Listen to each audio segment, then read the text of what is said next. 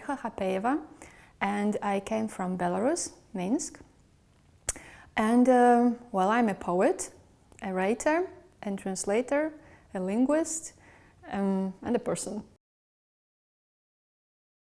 Now I'm working mostly on poetry, but I also prepare some philosophical essays which are connected with the topic of identity, language, mother tongue, things like that.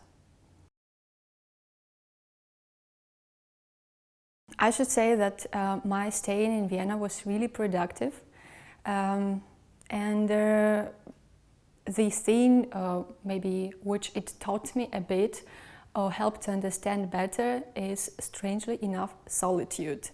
Because I can't say I communicated a lot with people, so it let me concentrate on my inner feelings, being in a bit strange way, being in a completely different city, different environment. So I think it's really interesting, and it helped me to discover something inside of me as a writer as well.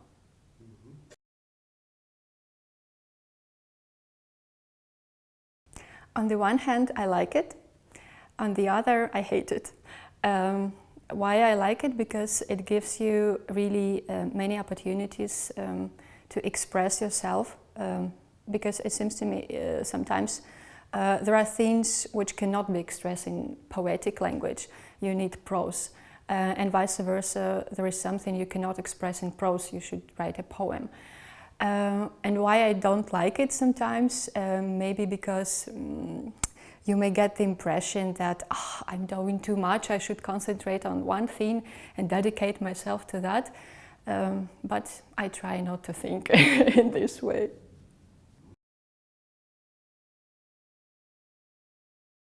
I think that classical readings will not be outdated, or at least I would like to hope for that, because today we live in, let's say, in more visual world, where images and visual images play a more important role, and our world is not so verbal anymore. That is why it seems to me the so-called classical readings, the thing which should stay, because it will give you this pure understanding of verbality, or the power of verbal things you do with poetry or prose writing. While at the same time I understand the drive of some authors to include something else except for words, like body and like body language. It's also quite a powerful one. So that's why I think poetic performances also quite important, and you shouldn't decide, should we have only classical reading or should we have only poetic performances? I think that everything should be there, because it's diversity, and it will help to enrich our world and develop ourselves better.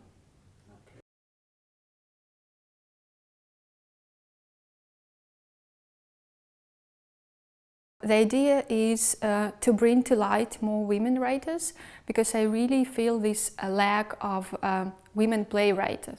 And as far as theater is, let's say, means of reaching a bigger audience, with that we will be able to show that women still present, and yeah, because I like this perception of the world from a women's perspective, and we shouldn't forget, and we shouldn't take it as too private, you know, because very often women writers are accused of being too private or something like that. So that's why this is important for me. Besides, we don't have so many translated things into Belarusian. The last book, which was issued about the avant-garde theater, was in 1995, so it's quite long ago, and in that book there were only men. So I think we should put something new, and to cover this gap somehow.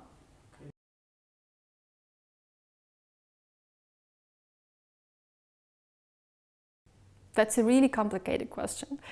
But what I know I should say is that we can't ignore that point of view. I can't say that this person has such a particular point of view because she's a woman. Maybe not necessarily. But the situation in the history of art is like this, that lots of women artists, women writers were forgotten. We do not have this tradition. We don't see that tradition.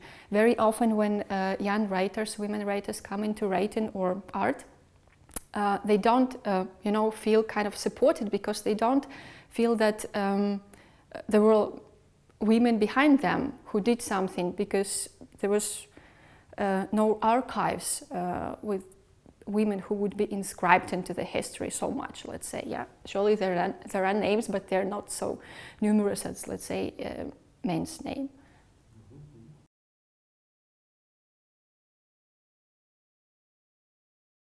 Yes, it's a kind of, though I should say that the work of a translation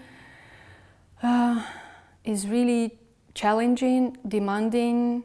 Sometimes it can be rewarding, but very often it's really disappointing. But it seems to me it's not only translation, or not the translation itself, which gives you the opportunity to see the world through other glass, let's say, yeah, like, or other, using other perspective. This is the language itself. But what I may say is that translation definitely makes me a stricter reader.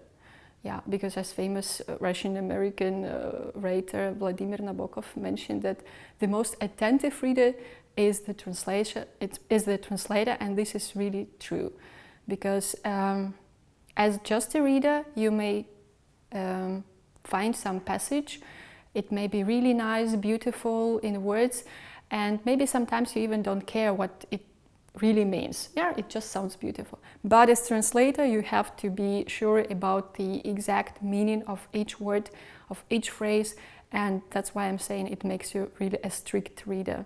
So that's why I don't read much fiction.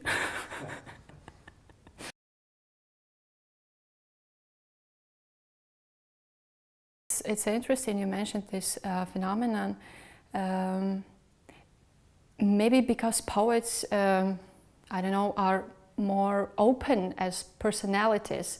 Because funny thing, when I also go to different festivals and meet poets or writers, prose writers, actually you definitely may say who are poets and who are writers, because their type of behavior or the manner of talking really different. And poets for me are more kind of children, you know, with a more open view, and writers, prose writers, for me they're more like strict people sitting at the table, you know, working.